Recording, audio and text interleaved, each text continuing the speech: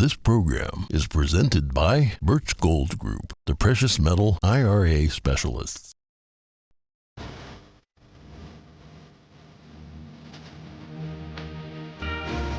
Good morning. Our top stories. A tornado sweeps through the Houston, Texas area, causing damage to buildings, trees, and vehicles. Yesterday's storm disrupted power lines and operations at least 2 facilities. We have footage showing the extent of the damage. 20 states and a conservative legal group are pushing back against the Biden administration's Migrant Parole program. We look into the lawsuit that calls it an unlawful abuse of parole authority. Germany and the U.S. are gearing up to send tanks to Ukraine. Meanwhile, an anti-corruption sweep in the war-torn country sees governors from multiple regions resigning or being fired. The Department of Justice is suing Google. The antitrust lawsuit alleges Google's conduct weakens competition in digital advertising. A new form of AI can write research papers in minutes with the use of a few simple prompts. Find out what a student did to keep the new tech in check.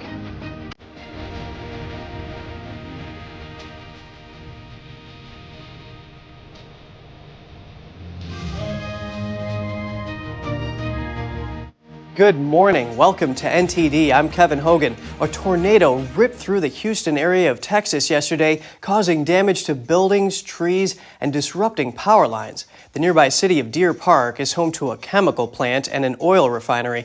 Operations were disrupted. Video footage shows the extent of the damage. Here's NTD's Cost Temenes. A twister first touchdown in Pasadena, Texas. Downed power lines, collapsed roofs, and debris covered the streets and lawns in a city of 150,000 people, southeast of Houston. The storm ripped off the roof of a nearby church. It then moved east toward Beaumont, Texas. Video footage shows blown-out windows and debris across a parking lot. Cars were mangled when the tornado swept through. Another church was damaged in Deer Park. Footage taken on a freeway between Fairmont Parkway and Pasadena Boulevard shows a semi-truck turned over on its side. The large and extremely dangerous tornado was reported on the ground near Pinehurst in East Texas just after 4:30 p.m. local time. According to the National Weather Service, it was moving northeast at 40 miles per hour. Tuesday's tornado affected operations in at least one chemical plant and an oil refinery. Shell Oil Company tweeted it was experiencing an incident at its Deer Park Chemicals facility, while Pemex also reported operational upsets at its neighboring oil refinery. Oil company ExxonMobil said operations at its Baytown, Texas plant were stable with no injuries reported. Operations continued as normal at Total Energy's Port Arthur refinery, although non-essential personnel were released from its site. Cost Temenes, NTD News. Texas is leading the charge with 19 other states against the Biden administration's new migrant parole program. The Republican states, along with the America First legal group, are suing the administration. They say the program that allows up to 30,000 migrants into the U.S. every several months is unlawful. NTD's Jeremy Sandberg has more on the lawsuit. The coalition of states is looking to block the parole program. They say it effectively creates a new visa program without going through the formalities in Congress. The lawsuit points out the Department of Homeland Security's parole power is exceptionally limited and can only be used on a case-by-case basis. That basis being under urgent humanitarian reasons or significant public benefit. Plaintiffs complained it's an abuse of parole authority to allow up to 360,000 aliens to enter in a year. The program allows tens of thousands of migrants to enter the U.S. from Haiti, Nicaragua, Cuba, and Venezuela each month. Applicants need to pass a background check, have a sponsor in the U.S., and enter by flying into the country. It puts them on 2 years of parole and lets them get work permits. President of the America First legal group, Stephen Miller, says the program lacks legal basis and gives illegal aliens pre-amnesty. The Biden administration says it thinks the new measure has lowered the amount of illegal crossings at the southern border from migrants from the designated countries. They admitted that overall encounters are up, but say that's because smugglers are spreading misinformation about the end of Title 42. The administration currently has 2 legal challenges before the Supreme Court. one regarding Title 42 and the other on interior immigration enforcement. Jeremy Sandberg, NTD News. House Speaker Kevin McCarthy has long vowed to keep two prominent Democrats from serving on the House Intelligence Committee. McCarthy said Representatives Adam Schiff and Eric Swalwell would not be allowed on the panel if he won the gavel. Many were wondering if McCarthy would follow through on that promise after Minority Leader Hakeem Jeffries nominated them on Saturday. McCarthy made the rejection official yesterday. NTD's Jeremy Sandberg has more on McCarthy's response. House Speaker Kevin McCarthy says keeping Representatives Schiff and Swalwell off the Intelligence Committee is not a partisan issue. He calls it a matter of integrity in his response that went viral on Tuesday. What Adam Schiff did, use his power as a chairman and lie to the American public. Even the Inspector General said it. When Devin Nunes put out a memo, he said it was false. When we had a laptop, he used it before an election to be politics and say that it was false and said it was the Russians. When he knew different.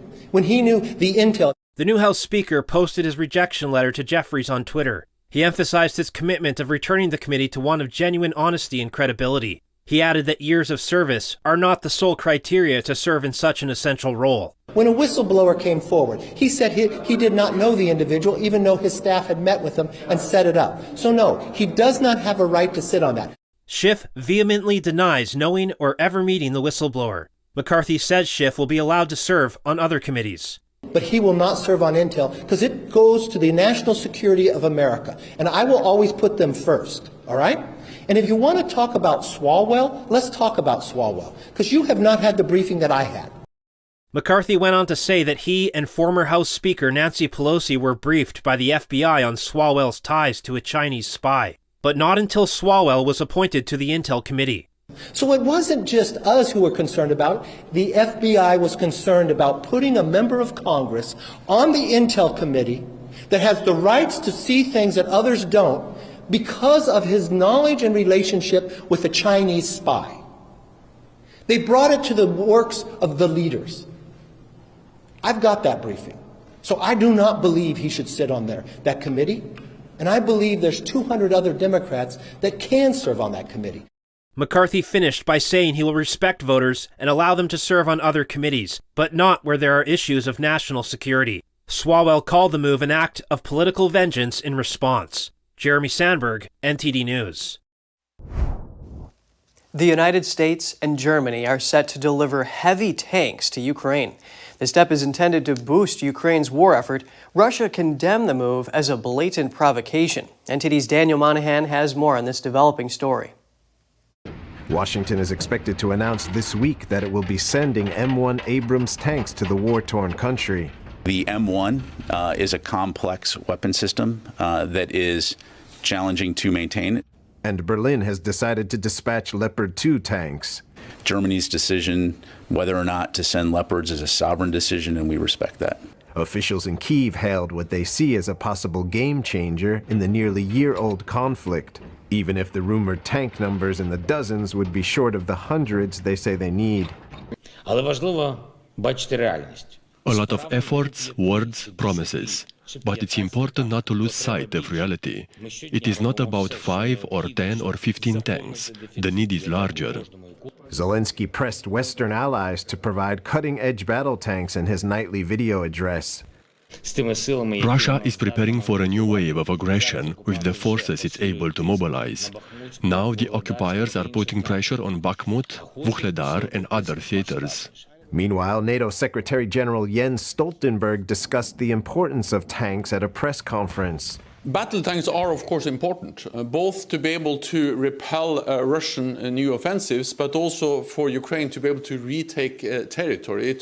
Germany and the United States have until now held back on providing heavy armor, wary of support that could give the Kremlin reason to expand the conflict. Russia has warned that supplies of modern offensive weaponry to Ukraine would escalate the war.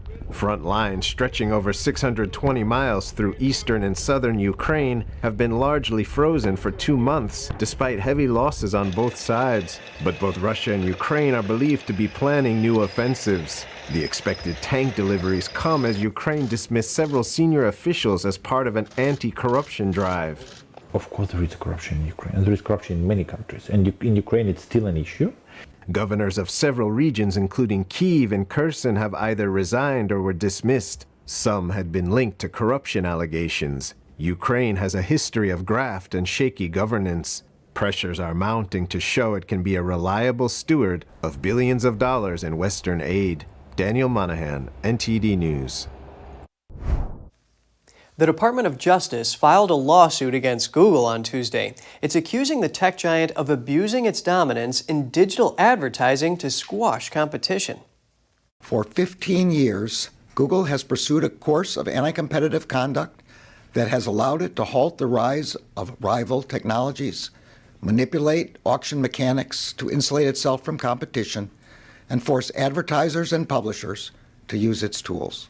In so doing, Google has engaged in exclusionary conduct to severely weaken, if not destroy, competition in the ad tech industry. Google responded by saying the government was doubling down on a flawed argument that would make it harder for small businesses and publishers to grow. This lawsuit is the second federal antitrust complaint filed against Google. The DOJ's first lawsuit was filed in 2020. It accuses the company of monopolizing internet search. That suit is scheduled to go to trial in September. According to insider intelligence, Google remains the leader in digital ads by a long shot. However, its share of U.S. digital ad revenue fell to 29% in 2022 from 37% in 2016. 8 states joined the DOJ in this lawsuit, including Google's home state of California. And coming up, we speak to the developer of GPT-0. The app can detect if a piece of writing was created by a human or a computer. So stay tuned for more after the break.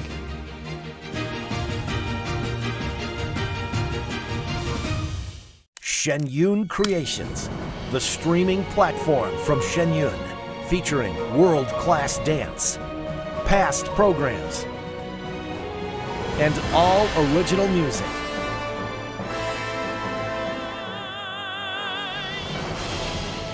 Masterclasses, behind the scenes, comedy, and more. Explore ShenYunCreations.com. This is Stephen K. Bannon. I urge you to protect your savings from inflation by diversifying into a physical gold IRA from Birch Gold Group. Simply text the word NTD to 989898 and you'll get a free info kit on gold IRAs explaining everything. You're not going to get it all right. Just make sure you nail the big stuff. Mama! Like making sure your kids are in the right seat for their age and size. Get it right at nhtsa.gov/the-right-seat.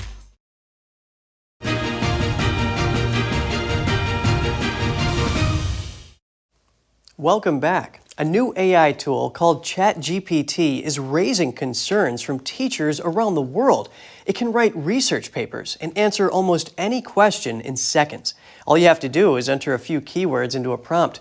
Many schools are banning the app. A college student familiar with the ChatGPT software decided to actively enter the AI conversation after learning what it was capable of. He's now developed his own app that can potentially keep it in check. NTD's Jeremy Sandberg has more from the developer of the app. Edward Tian is a student at Princeton University studying computer science and journalism. His app is called GPT-0. I had a bunch of free time on my hands over the holidays, so I thought I would build this out so the world could use it.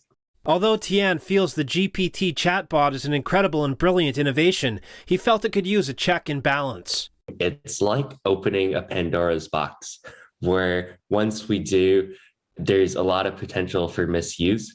GPT-0 runs through text and checks for variables, specifically perplexity and burstiness, or a mix of short versus long sentences. It then gives it a score to determine how likely it was written by a computer. Humans deserve to know the truth. No one wants to be deceived whether something they're reading online is misrepresented as human written or machine written. So everyone really deserves a tool like GPT-0. Tian released the app on January 2nd. When he woke up the next day, he had a surprise waiting for him. And it completely blew up and went viral. And over 300,000 people have tried using it online now, which is incredible. The young developer says he doesn't want people using the early version to make academic decisions, even though early testing has shown an accuracy rate of 98%. He's now working on a professional version for teachers. Now we have more than 23K educators signed up for this waitlist from over 40 states and 30 countries. So it's pretty exciting. Tian thinks blanket bans on AI tech like ChatGPT won't work. He suggests a different approach. These bans don't help anybody because students that have the resources are still going to get away with using ChatGPT. And also this technology is here to stay. It is the future. So instead of ignoring this future, we shouldn't be entering the future blindly, and we should be adopting these technologies more responsibly. Another concern of his is the possibility of programs like ChatGPT becoming paid services. If there is no reliable detection for AI writing, it could put lower income students at a disadvantage. It's not to stop this technology from being adopted. Instead, this technology needs to be adopted responsibly. And to do that, we need to be able to see where and when it is being used. The computer science major says his future goal is to work at the intersection of technology and journalism. It might be more of the journalism student speaking, but I think it's important to preserve aspects of human writing as well and human originality. And writing will remain an important skill for years to come because these large language models aren't writing anything unique. They're not coming up with anything original. They're taking huge portions of the internet and then repatterning them. So I think writing will remain a really important skill. Currently, the app has only been tested on English. Future versions are planned to include many languages, as teachers and school boards around the world have expressed their interest. Jeremy Sandberg, NTD News. Tesla has announced new investment in its Nevada manufacturing complex. The company said yesterday it would invest more than $3.5 billion to expand the complex with 2 new factories. It will include the first facility to mass produce its long-delayed electric semi-truck, which was meant to go into production in 2019. It marks the company's first step into the trucking business. The second factory is aimed at making new battery cells. It will have the capacity to make enough batteries for an annual 2 million light-duty vehicles. Together, the plants will employ about 3,000 people. Currently, the existing complex makes lithium-ion batteries, vehicle parts, and other products. Amazon is expanding its push into healthcare with a $5 per month unlimited generic prescription drug delivery service. The plan is called RX Pass. It includes 60 generic prescription drugs that treat various common conditions like allergies, inflammation, and high blood pressure. Amazon announced its plan yesterday. It will be launched immediately in most states, except for states with specific prescription delivery requirements like California, Texas, and Minnesota. Also, it's not available for customers enrolled in Medicare, Medicaid, or any other government health care program. The plan is available exclusively to Prime subscribers regardless of their insurance status. You don't have to have insurance to get RX Pass, but you do have to have Amazon Prime, which costs $139 a year. And in other news, the Colombian Navy has seized over 4 tons of cocaine hydrochloride. Authorities discovered the illicit cargo after intercepting a semi-submersible on Monday. Drone footage shows the ship being dragged and taken to a dock. According to police, the operation took 11 million doses off the market. The operation was a joint effort of the Colombian Navy, Coast Guard units, Navy Aviation, and Foreign Aid. 4 members of the crew were detained. An investigation into the alleged offense of trafficking, manufacturing, and transporting narcotics is now underway. This year alone, the Colombian Navy has seized nearly 10 tons of cocaine hydrochloride. Satellite imagery shows that an iceberg almost the size of Greater London has broken off the Brunt ice shelf in Antarctica. The British Antarctic Survey says the occurrence happened on Sunday during a spring tide. The enormous chunk broke off following years of naturally occurring cracks. The cracks finally extended across the shelf, causing the new iceberg to break free. This is the second major iceberg break-off from the shelf within the last 2 years. In February 2021, a slightly smaller iceberg broke from the Brunt ice shelf and drifted into the sea. Researchers first detected vast cracks developing in the area a decade ago. Since 2017, staff have been stationed on the ice shelf during Antarctic summers. They are monitoring the behavior of the ice shelf. Rescuers in Michigan surprised a deer in need of help. The animal was reportedly walking around with its head stuck in a Halloween bucket. Take a look at the rescue. Surveillance footage shows the young deer named Lucky being lured to a net with a pumpkin-shaped candy bucket on its head. Within 3 minutes, local rescuers managed to capture Lucky. They removed the bucket and untangled the animal before releasing it into the wild. Local media reported that Lucky had been roaming the area with the bucket stuck on its head for the past 2 weeks before he was caught by rescuers. And up next, a tsunami of emotional grief turned into service for others. A cancer survivor who launched a support network for those battling the same disease. Stay with us to hear her story.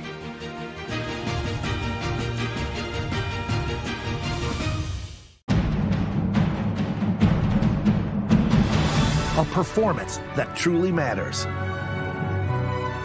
for each and every one of us.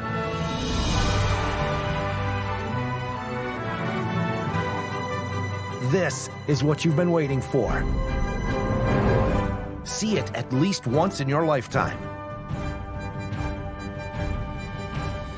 Get tickets now at shenyun.com. Communism is evil. Oh, come on. Listen, if you're as tired of the censorship as I am, I've actually got good news for you.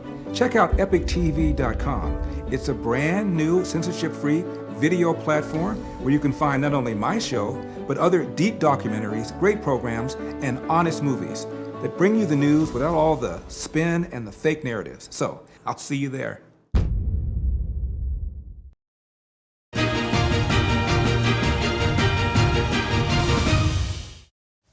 Good to have you back with us. Now we hear the story of a woman who was able to channel her energy into helping others after hearing the dreadful news of being diagnosed with breast cancer. She says that she turned to a variety of resources in the aftermath, but none were as effective as the emotional support she got from her breast cancer community. She shares with us her story and the support network she launched. Joining me now is Marianne Sarsic, who is a breast cancer survivor and national advocate. It's a pleasure to have you share your story with us today, Marianne. Thank you so much for having me. Can you tell us how you were able to overcome the trauma you faced after you were diagnosed with stage 1 breast cancer in 2016 and the aftermath? Well, quite honestly, I am still working on that. That is a work in progress. I didn't discover the amount of anxiety I had in me because of the diagnosis until my oncologist told me, hey, you are no evidence of disease. And when those words hit me is when the tsunami of the emotional piece of the diagnosis began to emerge consciously. I'm sure it was always there, but that's when it really hit me. And that's when I started searching frantically for every possible support I could find that existed to help me deal with the emotional aftermath. That is just such a relief to hear those words from the doctor, although, of course, it doesn't mean that, there's no risk still. I mean, just for example, according to cancer.org, breast cancer is the most common kind of cancer in women in the U.S. outside of skin cancer. So this type of support is so important. Can you please explain why you launched your own breast cancer peer support group at the end of 2017? Absolutely. So, as I said, I went through every single resource I could get my hands on that existed. And to help with that emotional piece, which was just tearing me apart. And it can be toxic. So I did things that I had never believed in before. I did Reiki, I did acupuncture, I did weekly support groups, art therapy. I had already been a long-time user of yoga and Pilates, so I dug deep into that. But I started using mindfulness, meditation, and what I discovered through my desperation is those things worked to a degree, but not enough. And what I really needed was to be with what I call my tribe, the breast cancer community, in person when I needed them. And not always to discuss breast cancer, but just to be surrounded by people who get it. So when I say, oh my gosh, I am so tired, instead of my family saying, oh, you always say that, my tribe would say to me, I know, I get it. And I don't have to say anything else. And so that was the reason I started my peer support group, so that I could just post on Facebook, who can do coffee with me? Who can do lunch with me? And people would be able to respond and meet up with me in person. And maybe all I needed was silent company, and the same with them. Marianne, this emotional support is just so invaluable, especially after the fact. And in 2022, over 250,000 women in the U.S. were expected to be diagnosed with breast cancer. And although rare, even thousands of men were expected to suffer from the disease. That says, how extensive is your support group and what results have you seen? Well, what I am seeing are these gorgeous connections. You could find what you need by simply saying, hey, my name is, and I live here, and this is my diagnosis. I have stage 3 triple-negative breast cancer. I'm treated at Fox Chase, and I'm scared, and this is the treatment they're recommending.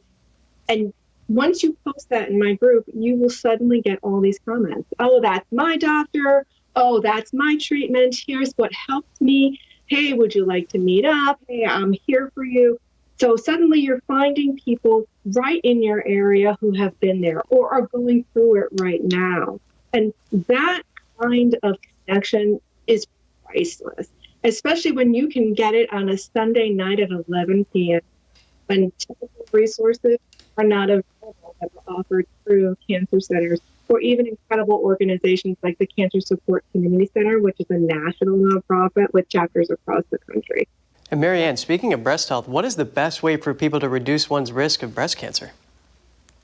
The best way for anyone, gender, any age, is to stay on top of your breast health. And I always say you're never too young to know what your risk is. And the best way to do that is have a conversation with your primary care. What is my breast cancer risk? So that would involve them talking about your family history, right? Talking about your personal lifestyle choices, your weight, even things like for women, when did you start your menstruation? How old were you? That changes your risk. And don't be afraid to make a call, make an appointment and say, I'm not sure, could be something, could be nothing, but could you help me figure this out? Because you don't know what you don't know, and it could be a aggressive form of breast cancer, or it could be a cyst that is harmless, or it could be nothing at all that clears up even before you get to your appointment. But wouldn't it be better to be safe? Yes, being safe is always better. It's so great to hear your story and to have these resources. Marianne Sarsich, who is a breast cancer survivor and national advocate, it is so great to have you on the show today. Thank you so much. That's all for today's program. Write us an email if you like at goodmorning@ntd.com. Thanks for watching. I'm Kevin Hogan.